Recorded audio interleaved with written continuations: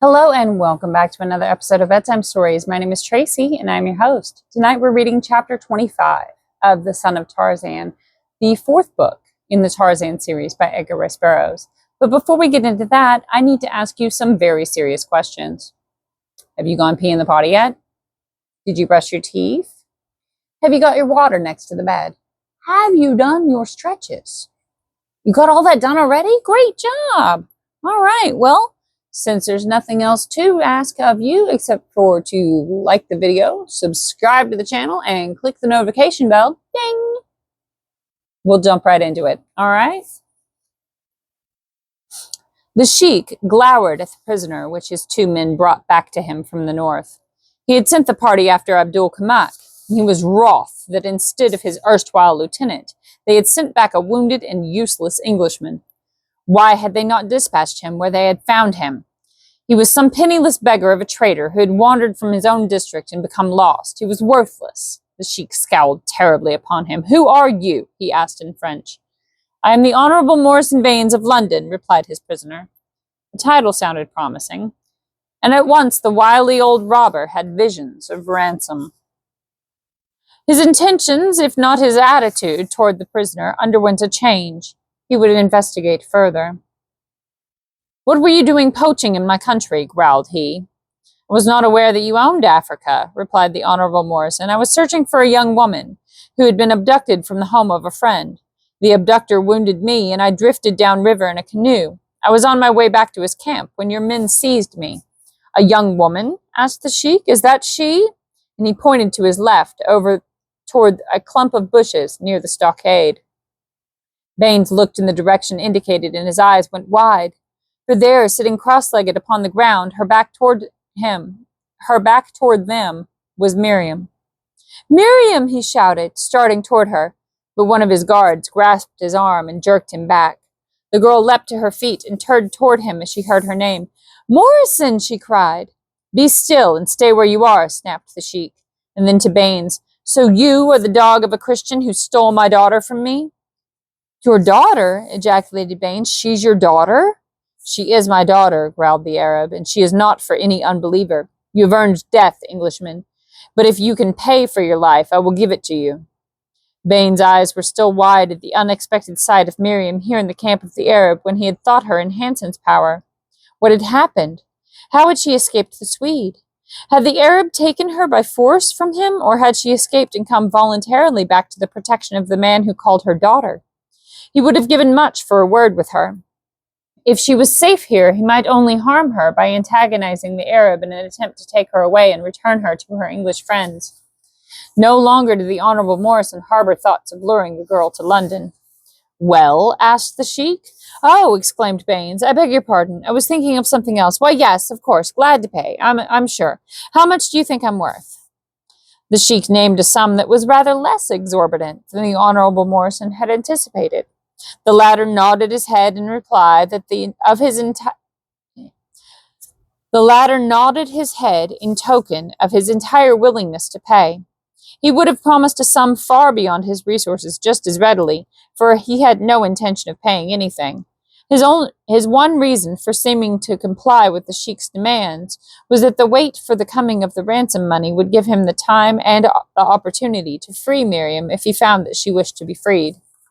The Arab's statement that he was her father naturally raised the question in the Honourable Morrison's mind as to precisely what the girl's attitude toward escape might be.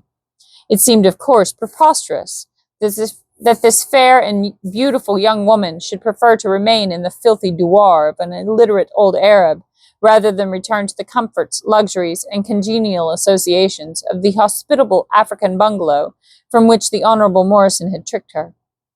The man flushed at the thought of his duplicity, which these recollections aroused, thoughts which were interrupted by the sheik, who instructed the Honourable Morrison to write a letter to the British consul at Algiers, dictating the exact phraseology of it with a fluency that indicated to his captive that this was not the first time the old rascal had had occasion to negotiate with English relatives for the ransom of a kinsman.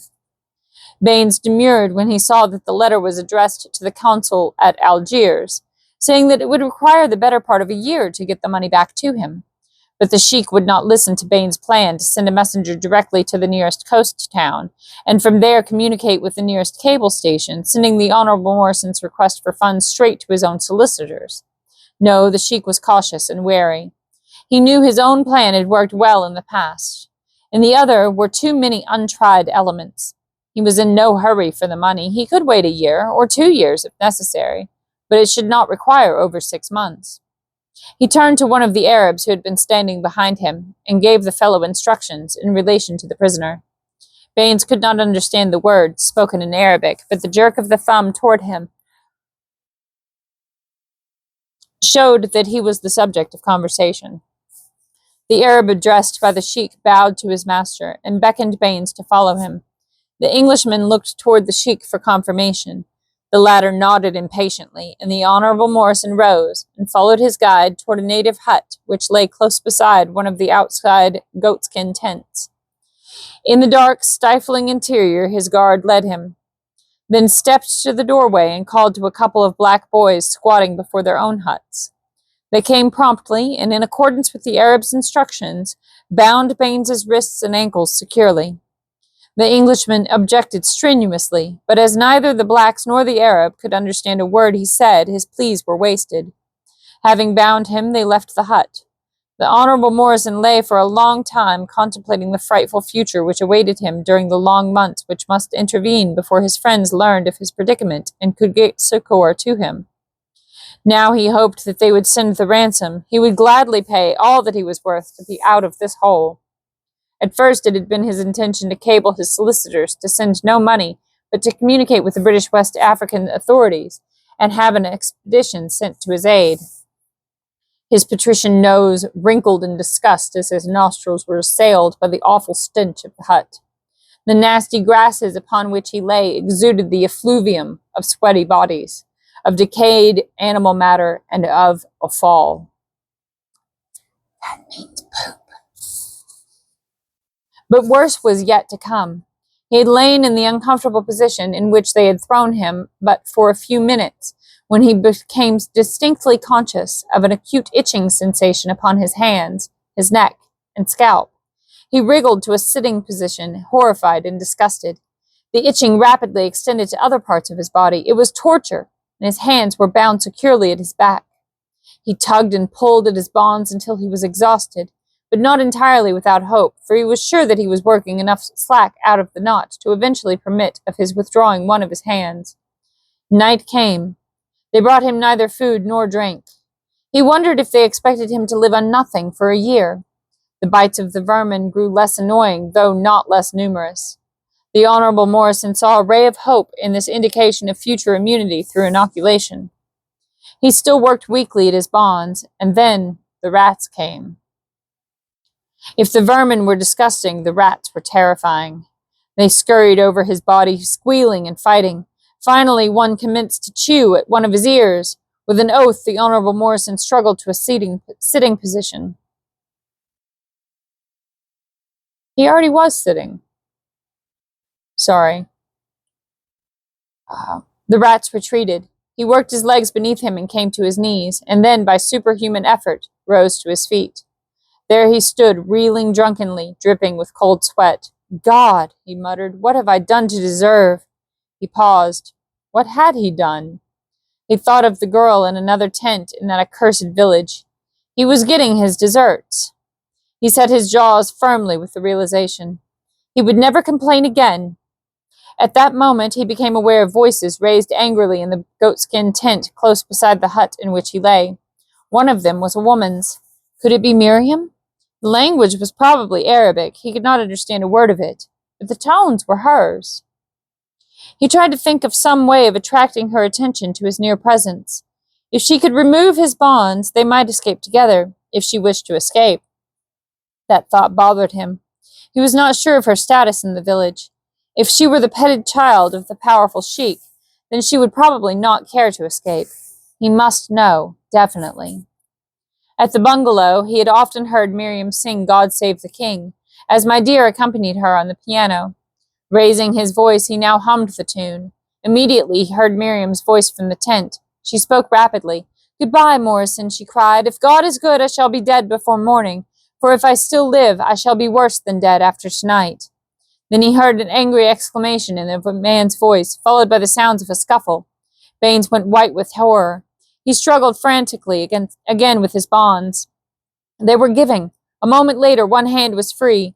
It was but the work of an instant, then, to loose the other. Stooping, he untied the rope from his ankles. Then he straightened and started for the hut doorway, bent on reaching Miriam's side. As he stepped out into the night, the figure of a huge black rose and barred his progress. When speed was required of him, Korak depended upon no other muscles than his own. And so it was that the moment Tantor had landed him safely upon the same side of the river as lay the village of the sheik, the ape-man deserted his bulky comrade and took to the trees in a rapid race toward the south, and the spot where the Swede had told him Meriem might be. It was dark when he came to the palisade, strengthened considerably since the day that he had rescued Meriem from her pitiful life within its cruel confines. No longer did the giant tree spread its branches above the wooden rampart, but ordinary man-made defenses were scarce considered obstacles by Korak. Loosening the rope at his waist, he tossed the noose over one of the sharpened posts that composed the palisade. A moment later, his eyes were above the level of the obstacle, taking in all that within their range beyond. Hang on.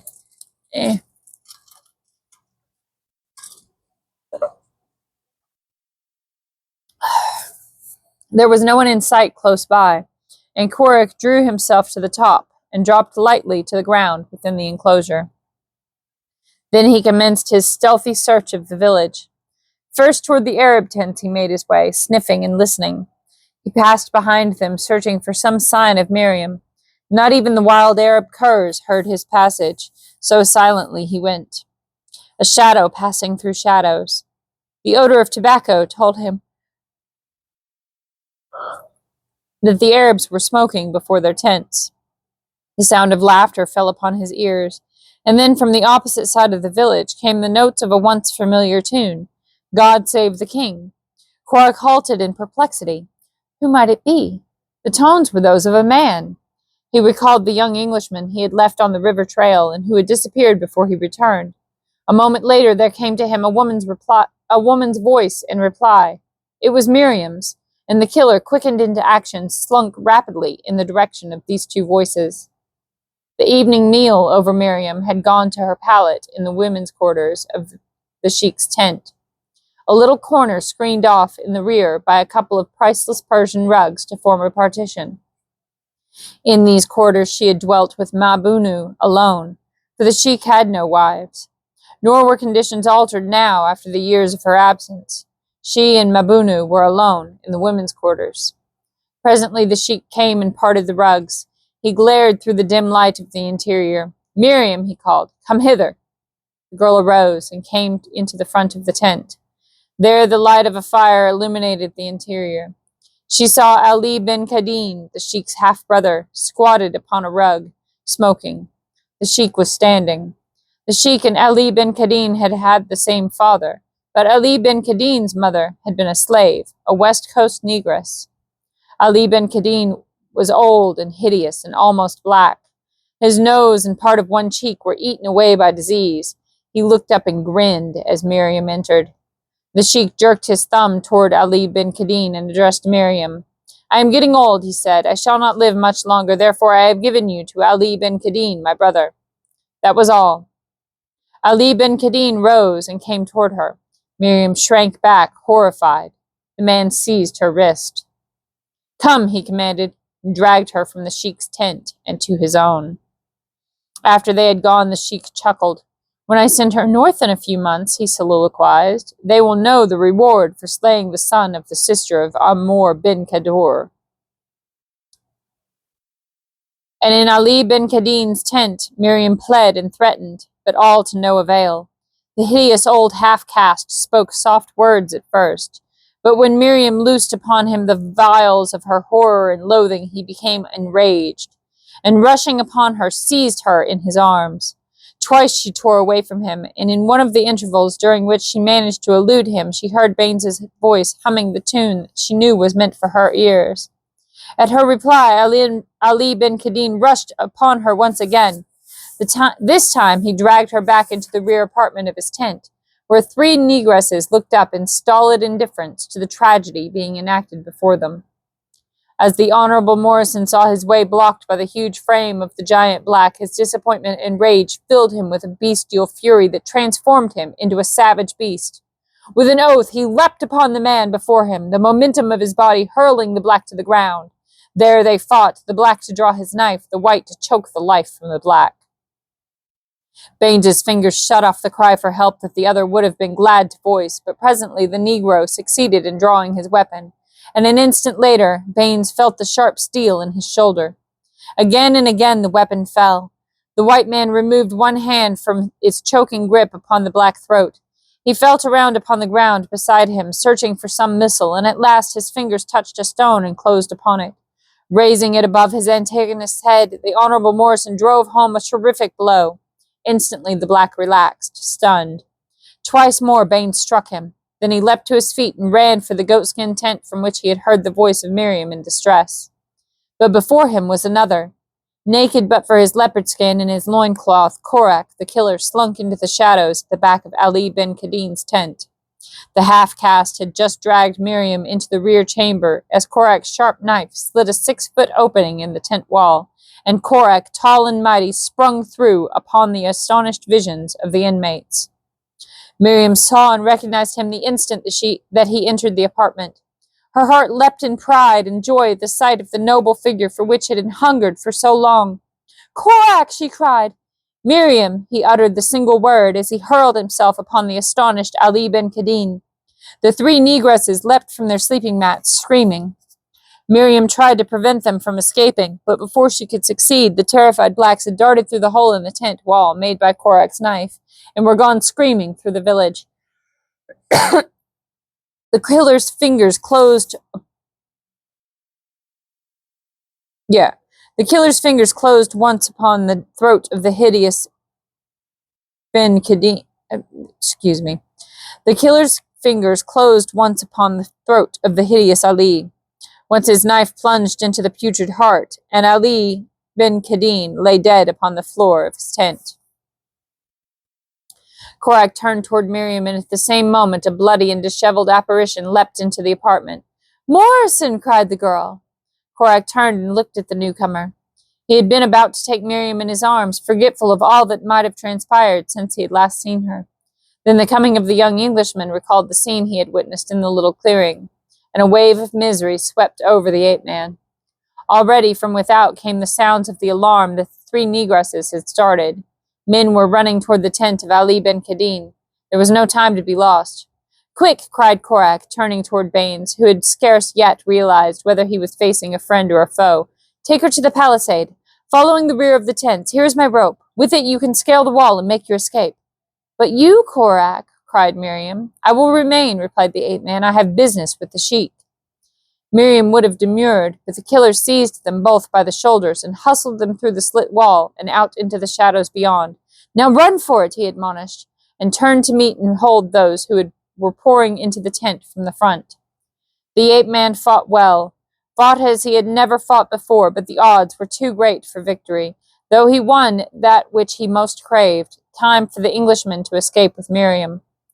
Then he was overwhelmed by numbers, and a few minutes later, bound and guarded, he was carried to the sheik's tent. The old man eyed him in silence for a long time. He was trying to fix in his own mind some form of torture that would gratify his rage and hatred toward this creature who twice had been the means of his losing possession of Meriem. The killing of Ali Ben Kadim caused him little anger. Always had he hated the hideous son of his father's hideous slave. The blow that this naked white warrior had once struck him added fuel to his rage. He could think of nothing adequate to the creature's offense. And as he sat there, looking upon Korak, the silence was broken by the trumpeting of an elephant in the jungle beyond the palisade. A half-smile touched Korak's lips. He turned his head a trifle in the direction from which the sound had come, and then there broke from his lips a low, weird call.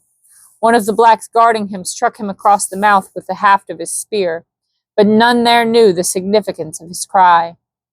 In the jungle, Tantor cocked his ears at the sound of Korak's voice, as the sound of Korak's voice fell upon them. He approached the palisade and, lifting his trunk above it, sniffed.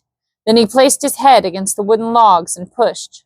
But the palisade was strong and only gave a little to the pressure. In the sheik's tent, the sheik rose at last, and pointing toward the bound captive, turned to one of his lieutenants. "Burn him," he commanded, "at once. The stake is set." The guard pushed Korak from the sheik's presence. They dragged him to the open space in the center of the village, where a high stake was set in the ground. It had not been intended for burnings, but offered a convenient place to tie up refractory slaves, that they might be beaten, ofttimes until death relieved their agonies. To this stake they bound Korak. Then they brought brush and piled about him. And the sheik came and stood by that he might watch the agonies of his victim. But Korak did not wince, even after they had fetched a brand and the flames had shot up among the dry tinder. Once, then, he raised his voice in the low call that he had given in the sheik's tent, and now from beyond the palisade came again the trumpeting of an elephant. Old Tantor had been pushing at the palisade in vain. The sound of Korak's voice calling him, and the scent of man, his enemy, filled the great beast with rage and resentment against the dumb barrier that held him back. He wheeled and shuffled back a dozen paces, then he turned, lifted his trunk, and gave voice to a mighty roaring trumpet call of anger, lowered his head, and charged like a huge battering ram of flesh and bone and muscle straight for the mighty barrier. The palisade sagged and splintered to the impact, and through the breach rushed the infuriated bull. Korak heard the sounds that the others heard, and he interpreted them as the others did not. The flames were creeping closer to him when one of the blacks, hearing a noise behind him, turned to see the enormous bulk of Tantor lumbering toward them. The man screamed and fled, and then the bull elephant was among them, tossing Negroes and Arabs to right and left as he tore through the flames he feared to the side of the comrade that he loved. The sheik, calling orders to his followers, ran to his tent to get his rifle. Tantor wrapped his trunk around the body of Korak and the stake to which it was bound, and tore it from the ground. The flames were searing his sensitive hide, sensitive for all of its thickness, so that in his frenzy to both rescue his friend and escape the hated fire, he had all but crushed the life from the ape-man. Lifting his burden high above his head, the giant beast wheeled and raced for the breach that he had just made in the palisade. The sheik, rifle in hand, rushed from his tent directly into the path of the maddened brute. He raised his weapon and fired once. The bullet missed its mark, and Tantor was upon him, crushing him beneath those giant feet as he raced over him, as you or I might crush out the life of an ant that chanced to be in our pathway. And then, bearing his burden carefully, Tantor the elephant entered the blackness of the jungle. It was exciting, wasn't it? Goodness gracious, what will happen next? I guess you'll have to wait till tomorrow. I love you so much. Good night. Sleep tight. And don't let the bedbugs bite. And if they do, you bite them back. I love you. Good night.